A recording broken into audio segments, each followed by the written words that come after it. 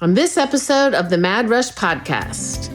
So what I think it did was, one, it showed people that if I am reliant on this for my sense of community, my form of entertainment, or my source of income, right, as a content creator or an influencer, I'm actually not in control of that. I don't actually own anything. All these followers, they can go away like that. So right. I need to diversify where I'm getting my information, where I'm connecting with my friends, or where I'm creating content, because that is scary and that can just happen. And I have to rebuild from scratch if I'm totally reliant on one platform. So it opened everyone's eyes that like you're overly reliant on this one platform.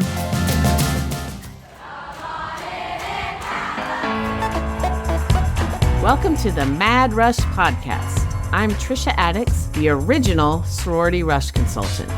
While the stories I have to share are nothing short of astonishing, this podcast goes beyond the wild client tales and sorority life. I'll be engaging with fascinating guests from both within and outside the Greek world, uncovering the surprising connections that bind us all together. Join me for a journey that's as entertaining as it is enlightening. Welcome to Mad Rush.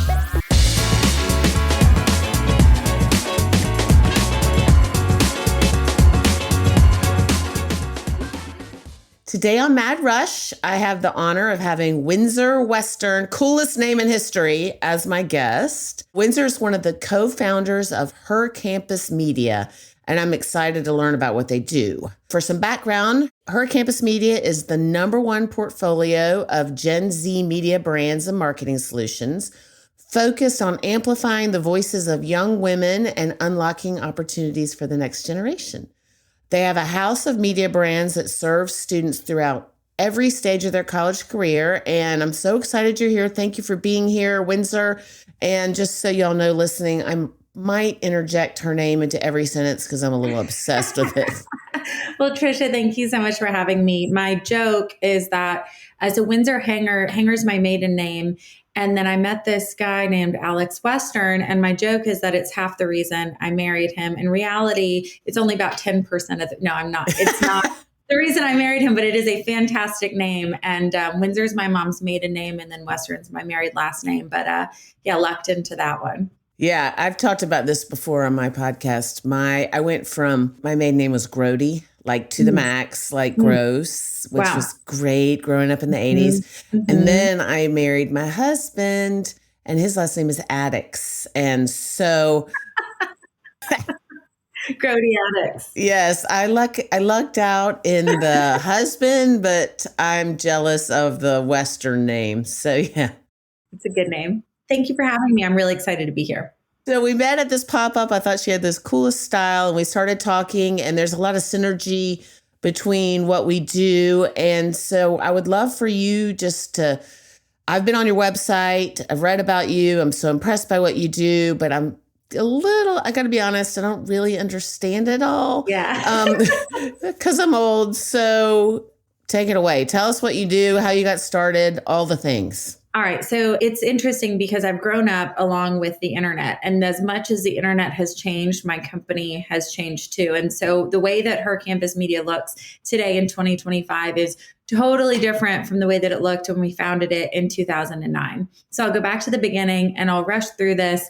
Don't rush through it. I'm fascinated. Well, it'll be more interesting. And it's funny to think about generations and technology and the internet and now social media and everything and just how quickly it changes. But ultimately, the company is about communication and about how young women in particular are communicating with each other and communicating with the world around them and giving them tools and resources across multiple platforms. So when we started, going back to our roots, most colleges have a school newspaper. Right? Started with print newspapers. Now there are online newspapers, but a lot of colleges still print newspapers. But there's not a women's journalism ecosystem the same way there's this newspaper that is all hard news, right? So there's hard news, and then there's lifestyle journalism, which is you think about your Condé Nasts or your Hearsts of the world, your 17 magazines, your Cosmo, your Vogue, right? So what is the Vogue to the Wall Street Journal? look like on a college campus. And this did not exist. And so we So you're saying that the school newspaper is more the Wall Street Journal? Yes. If the school newspaper is the Wall Street Journal and you want to be a journalist on a college campus, but you don't want to write about news, you want to write about the best places to study on campus. You want to write about fashion trends on campus. You want to write about study or tips to getting that dream internship, right? This is stuff that's not going to be covered in a newspaper, but is really important content. Where are you going to go? So we were at Harvard undergrad, and we launched Harvard's fashion and lifestyle magazine just for fun on the side. And this was right after Facebook had launched, and Facebook was only for college students. You had to have a .edu email address to access Facebook. Super different than the Facebook. Oh, wow. Yeah. Yeah. And so when we're in college, this Facebook's the only social media platform out there. There was MySpace, but that was really more teenager-y focused. And Facebook is this online place for college students. We launched this website and it went viral. And our friends at other schools were like, this is amazing. My school doesn't have this. We need a women's magazine at our school. Will you build us a website? Will you help us figure out our social media strategy on Facebook? And we got these requests from all of our friends at other colleges that were seeing this magazine we produced. And so was it solely online? Only online. Okay. Only and this online. Was 2009? 2007, we were doing this, right? Oh, wow. This is early internet days, right? The first, and if you go back, the first online magazines, it was hard. It's always hard when you're going into new forms of communication to think about how it's going to look and how it's going to manifest. I mean, right now, this used to be a radio show back in the day that we're doing right now, like a podcast, right? Oh, yeah. We would have had to go to a studio, sit down together, record it, and it would have had to go out on radio waves. The fact that we're doing this on camera right now, it makes sense to us, but this is a totally new way of communicating. And so the first online magazines looked like a print magazine, but on the internet, they were flip books. You would click the corner and a page would turn and it would go on the website. It was so wild. And this was an online magazine. So we didn't do that format, but it was really like print magazines trying to figure out the internet. So we launched this only online magazine written by college students for college students at our college.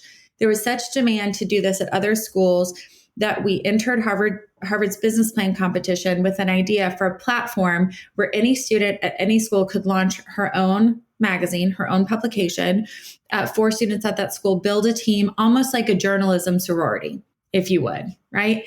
And then the other thing that was missing was— I'm sure you've heard this, and I have to interject. I mean, yeah. Brilliant. Like, I mean, just freaking crazy. How many people did this with you? I interrupted you, and I want to hear. No, this is great. I love it. I had 2 business partners that launched the magazine with me, and all 3 of us worked together for 15 years. Okay. Running That's cool. Which is super cool. And so we put this online, and the other thing that was missing, to go back, was that there was all this media at the time for teenagers, right? 17, Teen Vogue, Cosmo Girl, YM, all these teen magazines. And then you graduated from high school and the media world was like, congratulations, you're a woman now. Here's Cosmo, right? And Cosmo was like not the cleanest at the time. And it was all about, scary. That was a lot about sex. It was a lot about sex. And you're like, I mean, that's part of it, but there's a lot more going on when you're in college. A lot more going on that you're trying to figure out. And so, or you've got Vogue or Glamour that are all written for a woman in her 30s. That was their target consumer. So you go from like boy bands and prom to like mortgages, and you're like, I'm not there yet, right? And so we wanted to also create a media brand that was specifically for college. College is such a important time in your life, it's such a pivotal time in your life where you're really figuring out who you are, who you want to be, who you are that is similar to your family where you came from, and who you are that's different from your family and where you came, right? And your own habits are getting established, and you're doing a lot of exploration of who you are and what you want your life to look like. And so we wanted to create a media brand that was specifically for that period of time.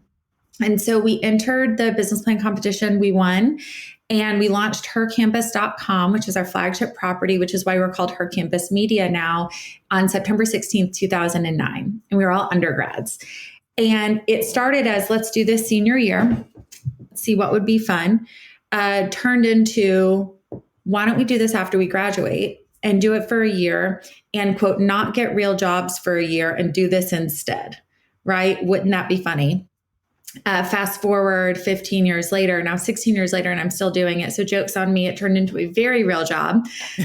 But, we basically had this platform. By the time we graduated, we were at 25 colleges and universities, and it has just exploded over time. And so then over the last 15 years, as the way that people are communicating with each other on the internet has changed, what we want to do is provide college women in particular with the tools and resources to have their voice heard and to spread whatever message it is that they want to spread in the biggest way possible. And so right after Her Campus, around 2013, we launched the Her Campus Blogger Network because blogging was a really big thing, right? And young women are like, so I want to blog.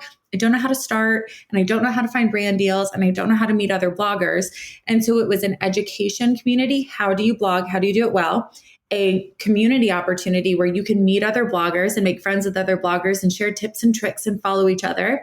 And then also a brand opportunity where you can get brand deals and make money from brands that want to talk to you. So early influencing, right?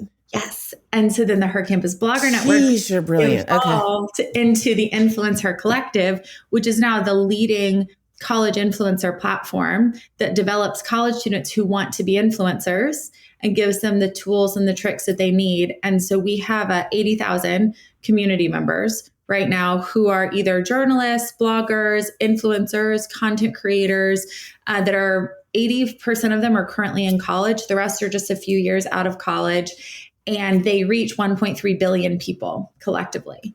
It's a lot of overlap, right? Yeah. And so it's 1.3 billion is if you add up all their following together. Tons of overlap, obviously. But we basically have, if you want to talk to young women want to hear from each other, right? They want to hear from each other. They don't want to hear directly from brands anymore. And so brands need to come in, talk to them, create opportunities for them to learn, to make money, and then have them become that marketing, megaphone for the brands, and they're telling their friends about the brands. So that's what we do now is we help brands build and maintain relevancy, because all brands want to be relevant, right? Mm-hmm. You want to be cool with young people. And we do that by creating opportunities that really help the college women that we're employing to do the work. So how do you make money? I mean, I don't really understand the structure of that. And I'm maybe intuitive to a lot of people, but not to me. No. So it's a great question. So let's go through an example. Clinique is one of my clients, and Clinique's challenge was Clinique's been around for a long time. Yeah. Clinique makes me think of old people. Or I did not. I actually love Clinique's products. Well, that's the thing, but it's been around for so long. It was the Macy's counter, right? Mm-hmm. Your grandma, my grandma, who is one of my most favorite people on this planet. Her most favorite lipstick is a Clinique lipstick. Was it raspberry glacé? No, she uses more of a coral color. She goes towards the coral colors that she likes. I have used raspberry glacé for this is what I have on right now. Yeah, since the dawn of man. It's a fantastic product, right? So the thing with Clinique, it's a fantastic product. It's been around for a very, very long time. And so the beautiful thing about that is they have such great loyalty. When people find Clinique, they wear it for the rest of their lives, which is wonderful. But also it means that people are seeing mothers, grandmothers wearing Clinique. And if you're 18 and you're like, well, what's the right makeup for me? You might not want the same thing that your mom or your grandma makes total sense. likes. Yeah. However, what Clinique knows is that the quality of their products is so high. They have such history in the products. The innovation is amazing, and you can really stand behind their products. So how do they introduce themselves to young women in a way to show how cool they are? Because they are really, really cool. And so the program we run for Clinique is called Clinique on Campus. And we have brand ambassadors all over the country on college campuses. They have merchandise. They have sweatshirts, like you'd have a sorority sweatshirt, Clinique on campus. They have hats. They have bags. And then we send them different challenges, and they do marketing challenges on campus with the Clinique products. Like example of a challenge. So they get trained. Let's say Black Honey was a huge moment for Clinique, right? Which is a really famous lipstick shade. And Black Honey went viral on TikTok, which was great. Everyone is wearing Black Honey. Like, oh my gosh, Black Honey is the number one. It looks good on everybody. It's flattering for everybody in the world. Everybody has to get Black Honey. So what is a challenge for brands is they'll go viral on TikTok with a product. How do you take that buzz and keep it going? Right. And how do you turn it into sustained sales? So on their side, they took the Black Honey lipstick and did a whole bunch of product innovations. Not everybody wears lipstick. Some people like a gloss or lip oil. Some people like a balm, right? But the color is universally flattering. So they took that color and created a bunch of different products with the color. Then we took our Clinique on Campus ambassadors, trained them with the marketing team and the scientists at Clinique, trained them on this is the product, this is the innovation, this is why it's universally flattering, this is what's in this is why we did this, and then sent them each hundreds of that product. And then they had to find a cool way to pass them out and tell people. So some people went to their sorority meetings and stood up and were like, hey, everybody, I have a gift for you. It's from Clinique. It's this balm. It's the Black Honey color. You may have seen it on TikTok. This is why you may like it. Blah, blah, blah, blah, blah. Everybody gets one. They're also creating content on Instagram and TikTok that are talking about the product. So next thing you know, Clinique has hundreds of stylish, fun, ambitious college women wearing their products, talking about them on social, and passing them out to their sports teams, leadership groups, and sororities on campus. So next thing you know, everybody's wearing Clinique on campus. And you're like, why is everyone wearing Clinique all of a sudden? It's because it's a great product. You just need it to be, I'm mom, right? But I know it's not going to be too long. My daughter's 9 before she's like, well, I don't want what you have. Right. I want my friends have.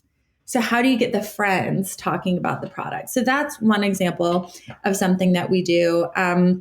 And then we also do a big campaign on our websites talking about, one thing was there are all these trends that Clinique we saw on social media. One thing was glass skin. What is glass skin? So people are Googling, what is glass skin, right? Like, what is this trend? And so we did a write-up of what is glass skin? What is this trend? Why do people want it? Where did it come from?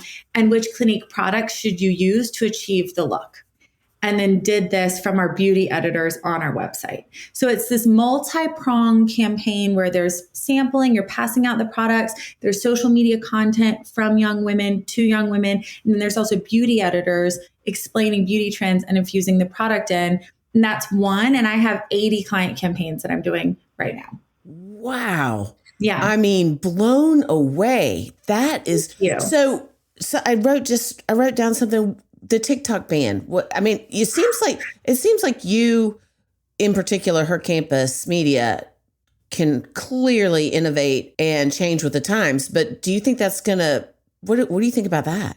Yeah. So this has been a crazy weekend. Yeah, we're recording this just so you know, like right after this was banned. So today is the 21st. Yesterday was the inauguration. The TikTok ban happened. It was supposed to be the 19th on Sunday, but it actually went away Saturday night on the 18th. So the TikTok ban, it's been a chaotic weekend for TikTok users, TikTok creators, and companies that use TikTok as a marketing tool. I mean, Ultimately, marketing it's about communication, right? And it's about compelling stories and them being communicated to the right audiences, right? In ways that matter, in ways that make people care, right? And so the platforms change. And that's what we've seen over time is when we started, it was all Facebook.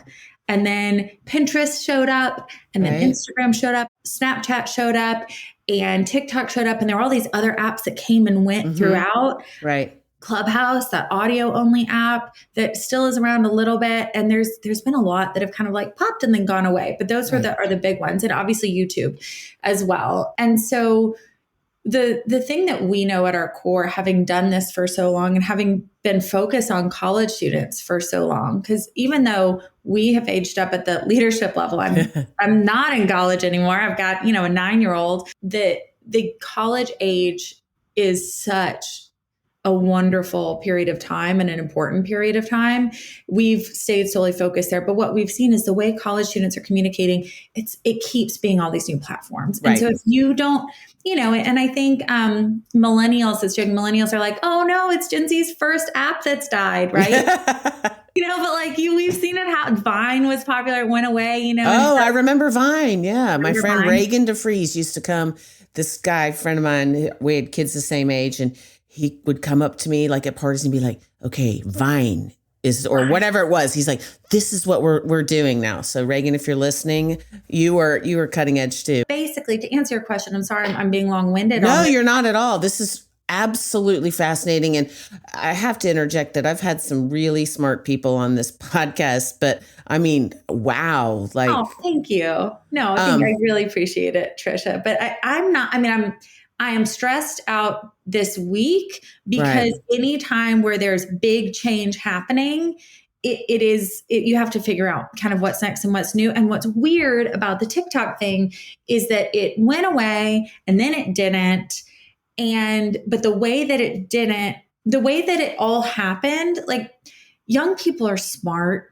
Right. And they're reading between the lines. And now it feels like it's politicized, right? And it doesn't matter who you voted for or how you feel about any of that. There is very clear government intervention in TikTok, and that changes the dynamic of it. And so I think that what TikTok's 12-hour disappearance that happened this weekend, it did two things. One. Wait, was it only gone 12 hours? Is it back? 12 hours, it's back. Whoa, I didn't even know that. Okay. Yeah, it's back. And now if you deleted it, I'm not sure if the app stores put it back. I'm not sure you can download it again, but if you didn't delete it and it just stopped working, it's working again. It came back within 12 hours. Okay, that's crazy. Okay. It was crazy. So what I think it did was, one, it showed people that if I am reliant on this for my sense of community, my form of entertainment, or my source of income, right, as a content creator and influencer, I'm actually not in control of that. I don't actually own anything. All these followers, they can go away like that. So I need to diversify where I'm getting my information, where I'm connecting with my friends, or where I'm creating content, because that is scary and that can just happen. And I have to rebuild from scratch if I'm totally reliant on one platform. So it opened everyone's eyes that like you're overly reliant on this one platform. The second thing that it did was by bringing politics and government into it, it made it divisive. Right. It made it polarizing. And you can love it and you can be like, this is awesome, or you could hate it, or you could just not want politics involved in your social media app. But it really showed that they're like this now. And that can, to use a technical term, create the ick. I was getting a lot of ick from our community. It's giving me the ick. I learned about the ick. I asked this girl, I was driving a bunch of people, doesn't even matter. I was driving up to Frat Beach, which is it's a thing.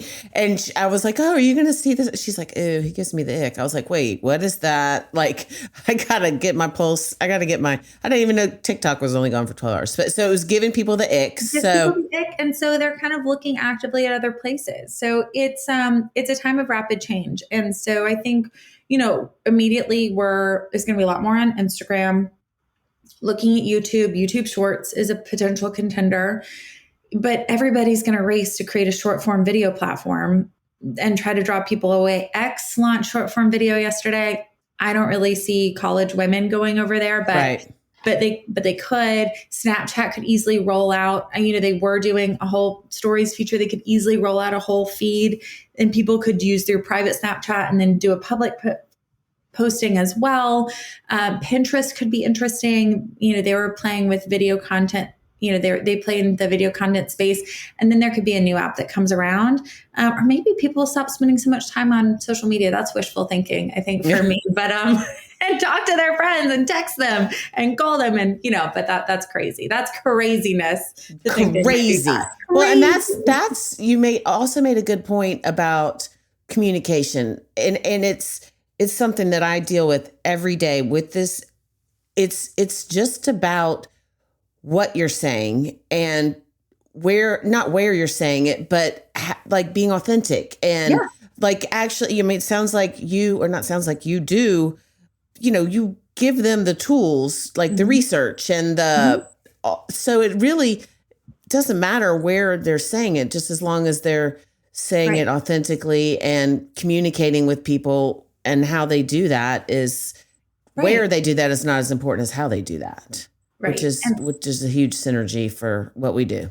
Yeah, totally. So it's been a wild weekend. So Say Beauty, are you familiar with that brand?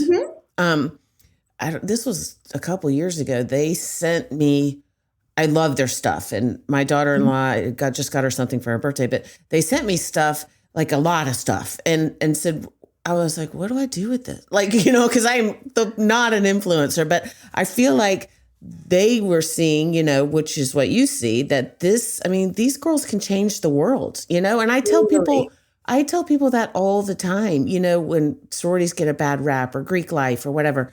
I mean, these people are smart.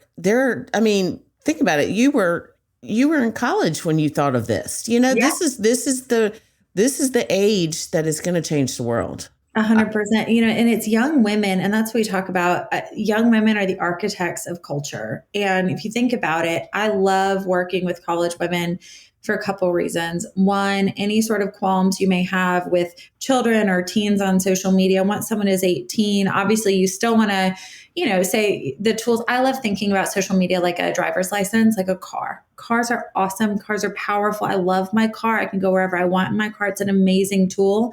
I don't let my children drive my car if they're going to their friend's house, right? And if once you get your car, you go through driver's ed, right? And you have to have supervision as you're learning to use it. Social media is more dangerous than a car, but also more powerful and a better tool than a car, right? It can be incredible, but you can't just let children run amok on social media, and even or old people like me. Or old people. I mean, I'm not calling you old, but I'm just saying it's like, it's super powerful. And so I love college women in particular because they're 18 for the most part. I was 17 when I started college, but you're an adult, you're figuring out, and there's a lot of responsibility with that. And there are ways to use it in a way that can really help you in your career and building your brand and helping you establish who you are in a way that gives you a really running start into your career.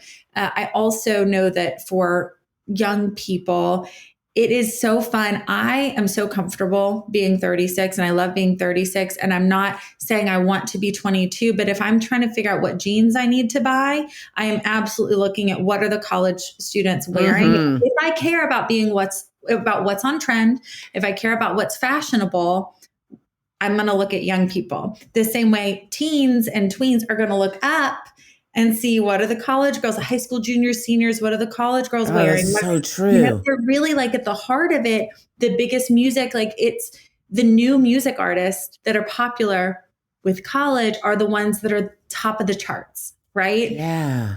And so it's up to them. And really young women are incredible communicators and social media, I don't know the exact stat, but the vast, vast, vast majority of social media content creators, especially on Instagram and TikTok, are women, right? And they're incredible communicators. And so I love that brands are waking up to, and people are waking up to just the power of these college women and everything that they're capable of, and are giving them more opportunities to shine. Because there was an era where interns, not only were they not paid, but they also weren't given anything real to do. It was like you were doing make coffee, go make copies and go get coffee and just like run little errands, but they're not going to do anything real or substantial that is going to help them learn anything because they're interns. What can an intern do?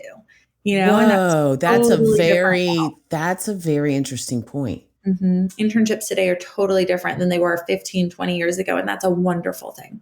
And I have a good friend, or a friend who is an influencer.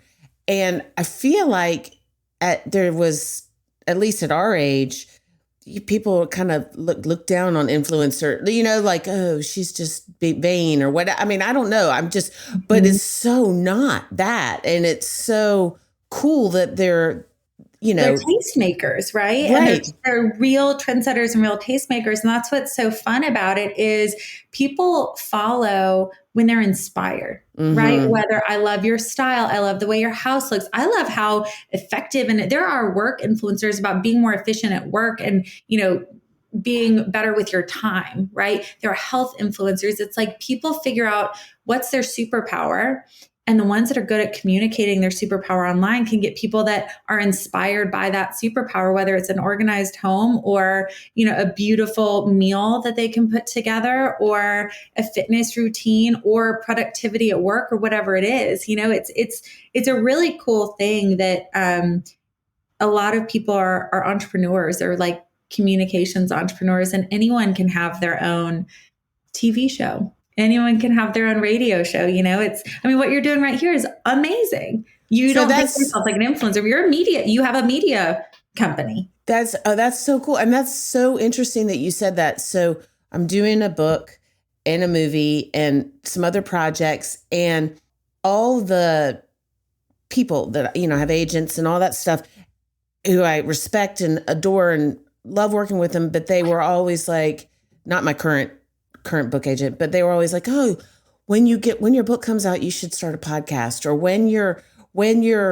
the movie comes out, you should start a podcast. And I was like, had this light bulb moment along with, some really good advice, but I was like, wait, I can start a podcast, I have a computer, and then, I need Collier. Mike Collier's my producer, and he has made it the quality podcast that it is. And I couldn't do it without him, but I'm just saying it's exactly that, I have the power to do that.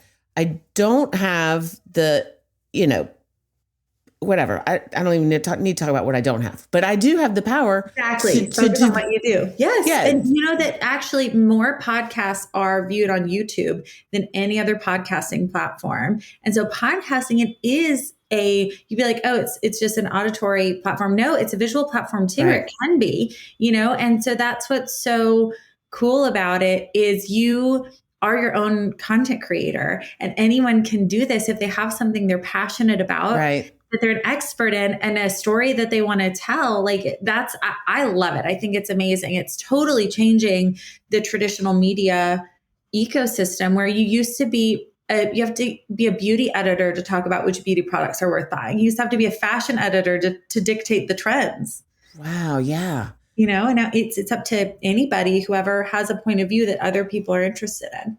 That's really, really astute and really fascinating that you figured that out so early. And yes, I work with college people and I want to just interject. Thank you for being here with your crazy week. I'm thrilled to be here. I'm very, very, it's a nice respite to just talk about the business and what we do and not, and not be putting out fires. Yes. We had several schools had spring rush bid day this past weekend. And so it's also been a crazy weekend for me. So I think it is a nice respite to see some really cool innovation, positive reaffirm that this young woman is, like we said, going to change the world. So how do you find the students? Yeah, that's a really good question. So 100% of we call them our community, and that a community member at her campus, we've got all of these different groups and clubs on campus, and some of them are just called communities that people can join. So everything's application based. And so we want to be inclusive, but we also want to be selective about who gets to join the community and making sure that they have similar goals to the other people in the community, that they're doing this, saying for the right reasons. But where there are there are a lot of influencer platforms and apps out there, and people just want free stuff. I just want free stuff. Can I just have some free stuff?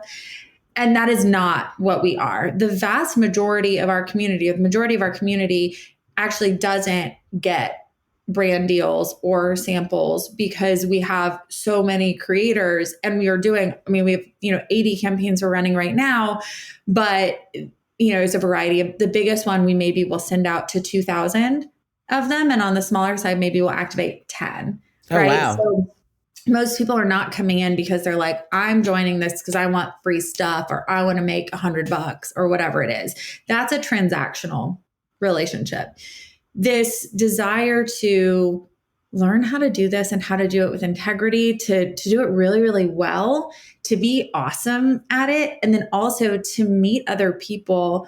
I know there's been changes, other people that are doing it too. Because yes, there are certainly changes with the way that influencers and content creators are perceived, but it's still like, it can be kind of embarrassing to get started when you're like, I have 10 people that follow me and like, hey guys, here I am doing my get ready with me. And you're like 2 views, right, on your video. And it can be really embarrassing. And so like to find people and be like, I'm just getting started, but they're just getting started, and you can hype each other up and form those friendships and learn together. So most people want friends, they want community. I mean, that's why people join sororities on campus. Oh my gosh, that's what I preach all the time. Yeah. Like, who are your people? They want to find their people. And you can have a lot of our members are sorority members, right?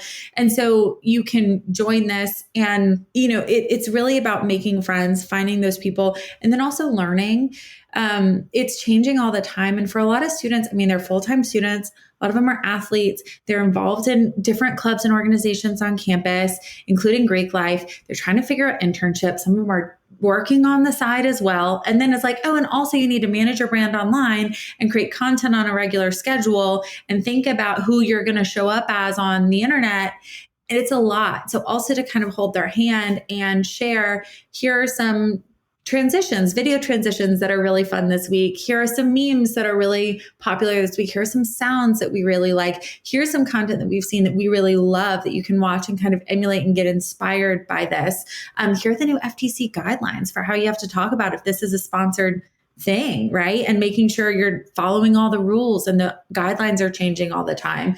And so it's really like holding their hands and guiding them along the process. I say the cake is education and community. Mm-hmm. The icing on the cake are the brand deals and making the money. So the way that people find us is so beautiful.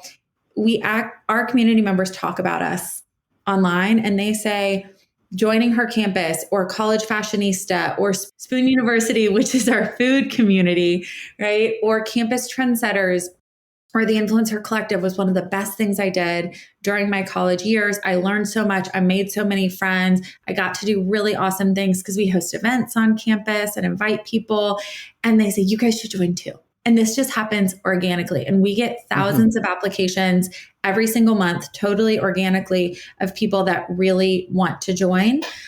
We also we do really good gifting, and we have a lot of amazing brands that we work with. And so obviously, if you have Sol de Janeiro is a super popular body care brand. They have great like body mist perfumes and these lotions and these oils, and they're super popular with college students. And so we do their college sampling. And so, maybe it's someone opening up a box and saying, I have 200 Sol de Janeiro samples I get to pass out to my sorority. And that goes viral, right? And everyone's like, how do I get this to pass out to my club, right? And so it goes viral, and they say, you join College Fashionista. And so we'll have these viral spikes where we'll get like tens of thousands of applications. But yeah, it's all organic. And it's basically, if you create, people want to join sororities because it's awesome. How do they know that it's awesome? The members talk about it. Right? The members talk about it. You don't have some big ad campaign. I was at Theta, right? Am a Theta. It wasn't an ad campaign when I went on campus saying like, join Theta, it's the best. Like, it was me understanding and people talking to me about what it was like there and meeting people. And so I think that organic word of mouth and advocacy, where you just love something and you talk about it, that's ultimately going to get people on board with whatever it is that you're promoting. That's so cool. And so, I mean, that I don't know how you have the bandwidth to go through all those applications, but I know we have a large team. Yeah. Large team that goes through everything. Well, that's awesome. I mean, I'm blown away. Like I kind of don't even know what to say right now because I appreciate it. Here's what I would say is, if there are college students that are looking for something, you get in your sorority, right? And you are loving that and thinking, how do I break in, right, to media? How do I break in? Or I just want some experience because I want to work in beauty, right? I want to work in beauty. I want to work in marketing. I want to work in PR. I want to work, in advertising. Learning how to be good at social media is such an important tool. It is the primary way that we communicate with each other now. And it's such a valuable skill set. So even if you're like, I don't want to be an influencer, you don't have to be an influencer, but being good at social media will help you. And if you're interested, we have a bunch of different clubs and communities that you can join. I would say the good one to start off with is called Campus Trendsetters. And you just Google Campus Trendsetters or look us up on TikTok or Instagram, and you can apply to join. It's always free for students. Everything is free for them to join. And if you really like it, you could look at College Fashionista, or if you're interested in writing and journalism, Spoon University is good for food. Her campus is great for women's lifestyle content. And then if you take it really seriously and get at least 10,000 followers, you can join the Influence Her Collective as well. So we've got all these different opportunities. And I love it. And our amazing community members love it too. And we work with, honestly, the coolest brands. And so it's also really fun because you get narrative, with these brands, and you get really good experience. Well, you guys heard it here. And I think that if I were in college, and I'm going to tell all of my clients, and I mean, this is cool. I mean, and so I have one quick question before we go to the thing that I'll be interested to know if you did your homework. I get a lot of questions about, people will say, what if you don't have a social media presence and you're trying to get, noticed by sororities and stuff? And I think that you have to have a social media presence, because there's no other way, one, for you to control what gets out there, but two, for them to get to know you ahead of time. I mean, do you think that social media, like without social media, someone could be successful? Not in doing what you're saying, but just in general. Do you think that do you agree with me? I do agree with you. I think that it doesn't mean you have to create regularly, right? It doesn't mean that you have to, now I have to post every single day. Right. But that's where people are going to look you up on their preferred platform, whether it's TikTok, whether it's Instagram. Look at LinkedIn too. I think LinkedIn is so underused by college students. It is a huge opportunity, and you have up and down the corporate ladder people using LinkedIn to communicate with each other, and it's an amazing way to network. So I would say at the very minimum, you should be on Instagram and ideally on LinkedIn as well. And think of it like a portfolio. Think of it like a public miniature website, and post your best. And it can say, here's your prom photo. Did you go on a cool mission trip, right? Where you did something. Like, what are the things that you're the most proud of that you want the world to see? Now, if it's public on social media, the world can see it. So also be careful. I would not post, if you're worried about security, I would not post your high school, the name of your high school, right? I would not geotag anything on public social media, right? Because you got to think about, especially incoming freshmen and safety and all of that. Post on a trip after you get home from that trip, right? I don't post my children on my public social media, and I don't geotag anything, and I don't post where they go to school or any of those locations. And I never post a picture of your house, because people can find it. Never. I know you not publicly. I would not post a picture of your house, but that's my opinion. But I think that what I would say is, think of it like a calling card. Think of it like a public portfolio of the stuff that you're the most proud of and who you are kind of as a person. And if you have a grid and you've got 9 to 12 photos or videos, and that's it, that's who you are. It can say, like, I'm not big on social media, but I am big on God, dogs, right? Service, volunteering, like whatever that is, then at least you're there. Right. And that is such a good point, and so good, because, part of what I do, I don't want to change anybody. I don't want anybody to think that to be in a sorority, you have to change and become someone who wants to be front and center. I mean, there are a lot of more reserved people or whatever, but I do agree. And I think that, and if you're listening, she made some great points. You have control over it, and it can show that, yes, I'm a good friend. I just don't spend my time, if that's what you don't do, I don't spend my time posting on Instagram, but that has to come across. And you can be out there about it. I think it's better than, I think that it's, especially in the sorority rush process, if it's important and other people have it, they're going to get to know who you are right. a little bit better, but that doesn't mean you have to become a daily user at all. Right. No, that's great advice. I love the no geotags. So I was in that documentary Bama Rush, and literally my house was like, they filmed. When you said that, I was like, Oh, your house is in the, that's oh so yeah. funny. Yeah. My house is in the film. Yeah. A lot, like from all angles. Like, well, well, too late there for you now. Go ahead and just say this is where it is. I remember this a long time ago. I mean, this was probably when you were still in college, when Facebook just started, and I was going on a vacation, and I put some post. I was like, we're going to Bahamas. I need some, or whatever, wherever. I don't even remember where we were going. I need some recommendations. And if you're a burglar, we have someone staying at our house. And people were like, what? I was like, well, I mean, it was kind of common sense to me. Like, don't put, I wanted recommendations, but I also didn't want people to know that you're not going to be at home. Yeah. And that was like, I had like 12 Facebook friends. So I don't know what I was kidding. I mean, who I was kidding. But anyway. That's so funny. All right. So here we go. Windsor Western, best name ever. Bama Rush Talk popularized the hashtag OOTD outfit of the day. For Mad Rush, I'm repurposing hashtag OOTD into observation of the day. Ooh. What is your hashtag observation of the day? Hashtag observation of the day is everything that happened with the TikTok going away and coming back gave young people the ick. She was ready, and that was a great one. The ick.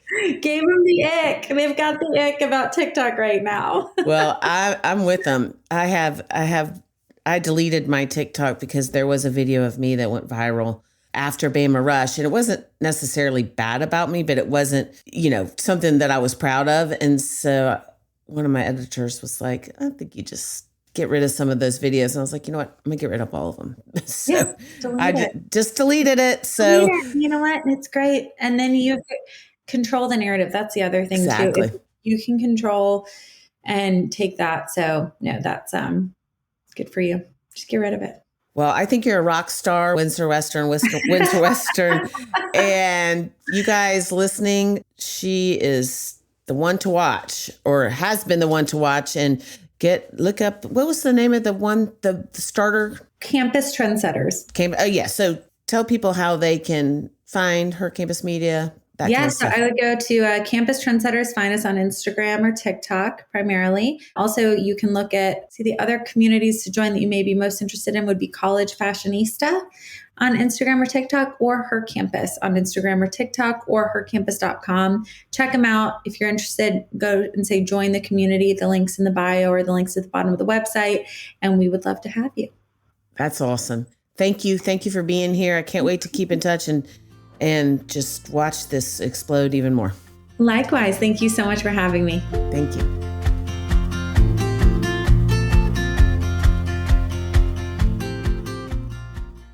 Welcome to Time Out with Trisha.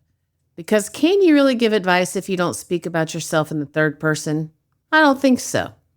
This is exactly how I speak to my clients. The good, the bad, and the ugly. So listen to me. I know what I'm talking about. Now let's get into it.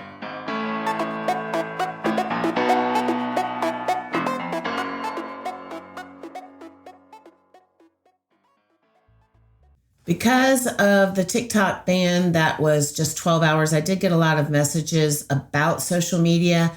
So I'm going to repeat this in this Time Out with Trisha. We're going to talk about social media again. Okay, so I have said this before, but today's guest, Windsor Western, best name ever, I'm going to say it all the time, is a social media expert, guru. I loved what she said about, you don't have to have a gazillion posts. And if you're not comfortable with it, just be cognizant of what you're putting out there. And that's for Sorority Rush or anything. So I'm going to go over just a few social media tips that I've given a bunch of times, but they bear repeating. And just remember that you have control over this. You have control over what people see and therefore how they interpret you. So delete thirsty bathing suit photos, looking over your shoulder with your leg raised. Blech. Archive for Sorority Rush, archive all your solo bathing suit photos. The number of pictures of you by yourself should not exceed the number of photos of you with friends and family. Same with boyfriend photos. If you have a boyfriend, the number of photos of you with your boyfriend should not exceed the number of photos of you with friends and family. Post frequently if you're comfortable with it, and post pictures that you are proud to post. Again, today was a very good reminder that if you're not comfortable with it, then just post the amount of pictures that you're comfortable with and what you would like to convey. Post and show the person that you want to be. If your grandma wouldn't like it, don't post it. And modest is hottest. You're looking to connect with friends, not get a date. And that's it for Time Out with Trisha. We'll see you on another episode of the Mad Rush Podcast.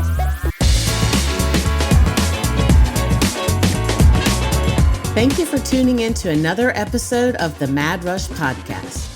If you are enjoying this podcast, please consider leaving us a 5-star review. For additional Rush tips, updates, and more, please follow me on Instagram at Rush with Confidence. If you would like to reach out to us or for more information, please email info@madrushpod.com. This podcast is produced by Collier Landry and Don't Touch My Radio. Copyright Trisha Adams.